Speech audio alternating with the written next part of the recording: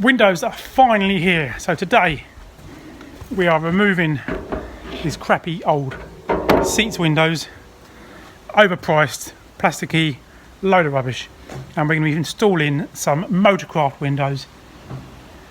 Far superior. The glass, they don't scratch, they're toughened, they're secure, far superior in every way.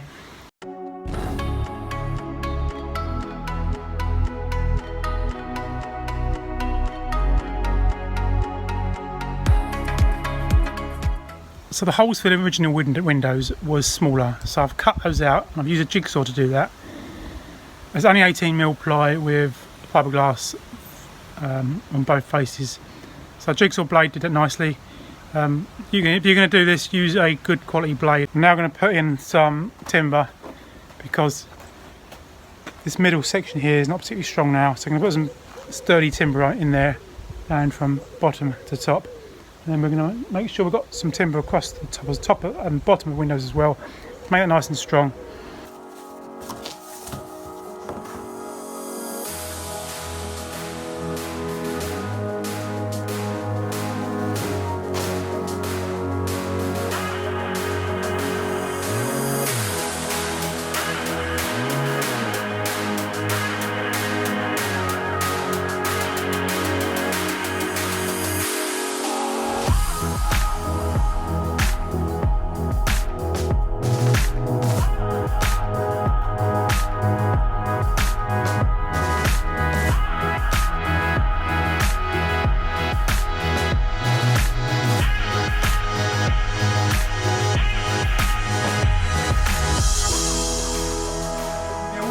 Now, windows have finally arrived. Yesterday I fitted the two larger ones, and today I'm going to fit this small one. I'm going to do this with you. Now, the windows we're using are made by Motorcraft. They're quite new on the scene as far as windows go. They make their own windows for the trucks they build, but they've just started to sell them. Now I'm going to do a little review. I'm going to show you the windows operating, the blind, etc.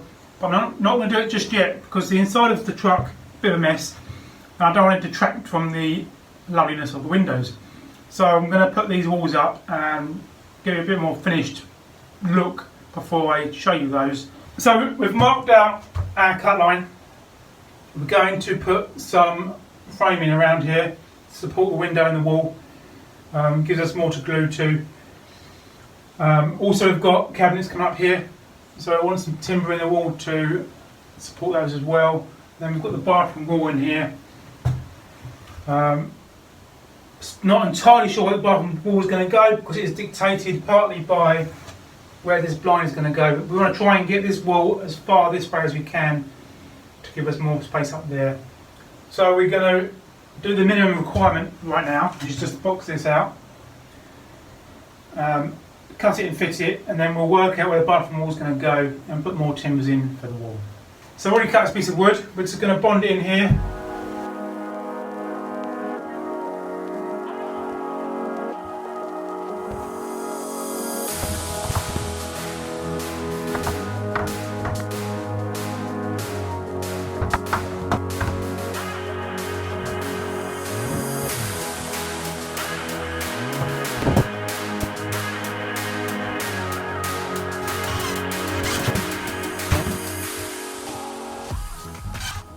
When I fitted that, I screwed in this end sagged.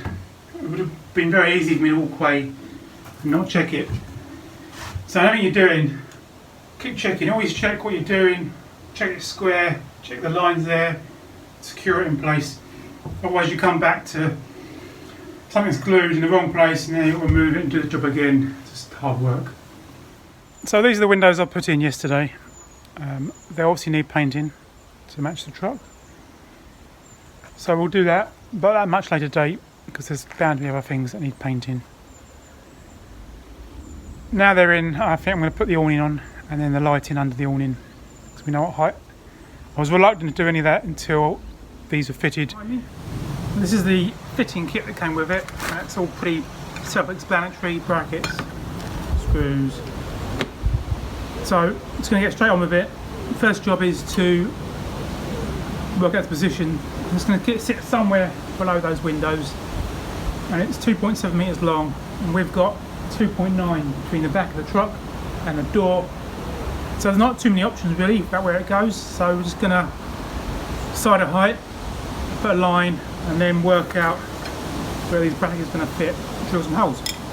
So Awning is 2630 long. The space we have to fit it is 2980 minus 2630 gives us 350, so it's 175 each side. So 175 is our measurement. We'll mark 175 in from each side, and that's probably where we're going to put the awning. Although I might put it a little bit further back because I want to put a bracket, an aluminium bracket on here to protect the awning from branches, etc. So maybe we'll stick it 200 back.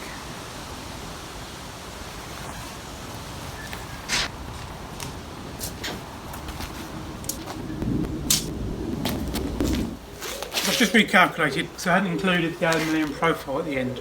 So I've got 400. I'm going to allow 250 on this side because I don't want the awning to be in kind of your eye space as you walk in the door. So I want to get it a bit further back towards the back. And as I said, I've also got this bracket. I've got to make this bracket to come here to protect the awning from trees. So now I've worked out where it's going to go.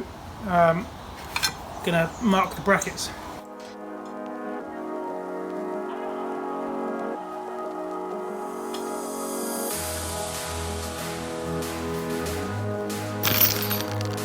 The time has come to put holes in this lovely painted box. Scary, right? So when you do this, you want to make sure you're going to get it right. If you get it wrong, it's not the end of the world. Everything is fixable. It's just a question of time and effort. But let's try and get it right the first time. So check your measurements. Measure twice, maybe 3-4 times. Now I've measured the awning, the actual awning itself, how far it's going to stick above these plates. I've decided to tuck it under these windows. The plates are going to sit right here. The awning will stick about 30mm above that, which is going to be around there, just below the window. So I've checked that, so I know that when I come to fit the awning, I'm not going to clash with the window. I've also checked its length, and the instructions do say where to place these in relation to the end of the awning, because the end caps would possibly clash with these if you didn't follow the instructions. So I'm going to put this here, the end cap's actually here, so I clear that easily.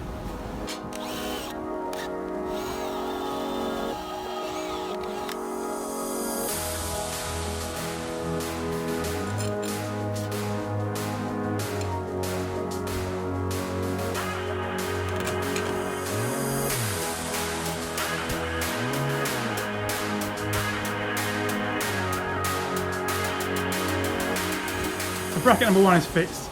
Now the next step is really important. We need to get bracket number 2, and it has to be in the same, obviously, level. Now we can't use a level because we're mounting it to a truck. Now, there's 3 lines that are more important on here that are going to matter.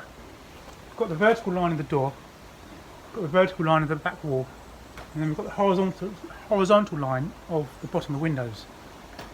Now we don't get it 90 degrees to the wall or parallel to the windows, it's probably going to show and look bad. So the easiest way to do this is to measure up the distance between the bracket and the bottom of that window, and then do the same on that end, and then see if we can see how square that is, see if that line sits 90 degrees to the back wall. Hopefully it does.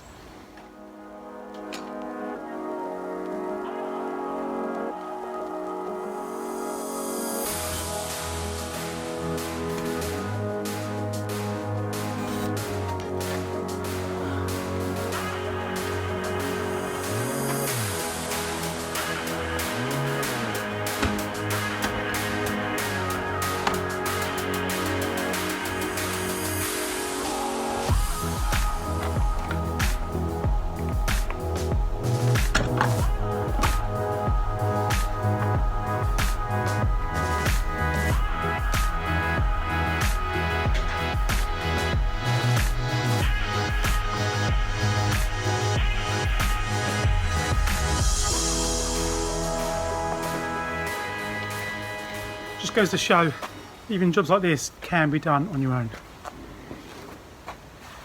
So I've deployed the awning and it's not actually fixed in. I've just put a couple of bolts in the 2 brackets just to ensure it can't come out. I've deployed it, so it's the first one I've ever fitted. I wanted to make sure that the height I've set it was high enough to be able to clear people. You do have these brackets that can either come straight down or back to the wall. I was concerned it would come too low, but it actually seems to be okay. So I can now continue to fix the brackets in properly. I'm going to put a reinforcing plate on the other side of the wall so that the bolts aren't pulling on that area and spread that load around. We'll glue those in as well, and we'll glue and bolt these external plates on, and job done. Okay, so I'm happy with how the awning was sitting. I've now bonded some pads on the inside where the bracket's going to go, help spread the load. I used some 18mm ply, probably about that size. Now I've just abraded and degreased the areas around the pads because I'm going to bond those on as well. So we're going to do that now.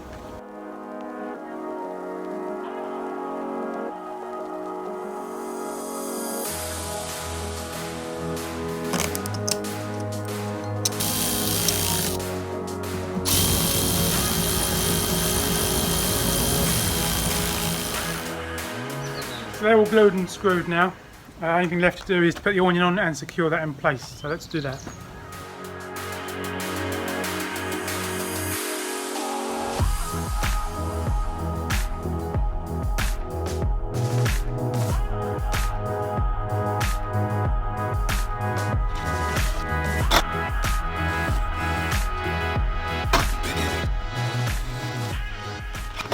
Now I'm going to be using these 18-watt LED lights. So we can position these under the brackets on the awning.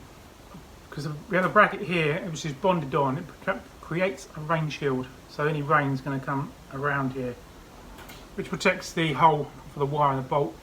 We are going to fill these, we are going to bond this on and fill the holes with glue as well, but it just creates that additional protection. Now LED lights, 99% of all these lights are from China, and there's good Chinese and there's bad Chinese. Now I've been using this brand for the last 3 years on my truck and they're performing very well. No water ingress, nice and bright. The other truck that was with me on my travels, the LED lights on that started to foul within weeks. Ingress of water, half the LEDs stopped working, and I understand a number of them have now been replaced. So I'm going to recommend these. They're not that expensive. I think these 2 lights were maybe £18. Now you can if you head over to my website, and I'll add a link here. There's these as well as others. Everything on Matilda you can buy on my website, and they're not expensive. So if you want a economical light you can trust, and I'm going to give it my 4.5 star rating. Just made it up. I would certainly use them all again. So head over to my website if you want some lights and have a look at those. Now I'm going to fit these. I'm going to show you how to do it. It's just a simple case of drilling some holes, poking the wire and bolt through, and bolting it through on the other side, obviously with some glue. The wiring part we'll be doing at a much later date. So I made my mark where I'm going to drill. I just held this up there and thought about how that operates. How this might want to be used. So I've got it, want it as close as I can, up, tucked under, but also allow some movement. So that hole should allow that.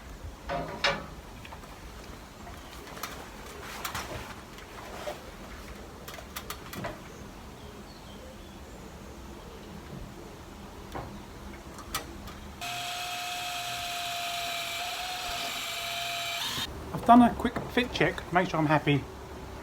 I'm just going to put some glue in these holes and onto this back plate. Obviously don't want to overdo it and splurge glue everywhere, but I want enough.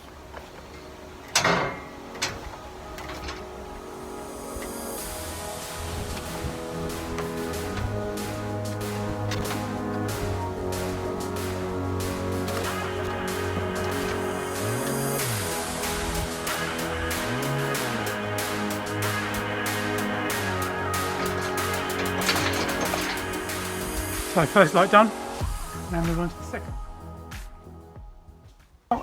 They are adjustable, so just take the light out or down or up into the awning, which would make the whole area quite light.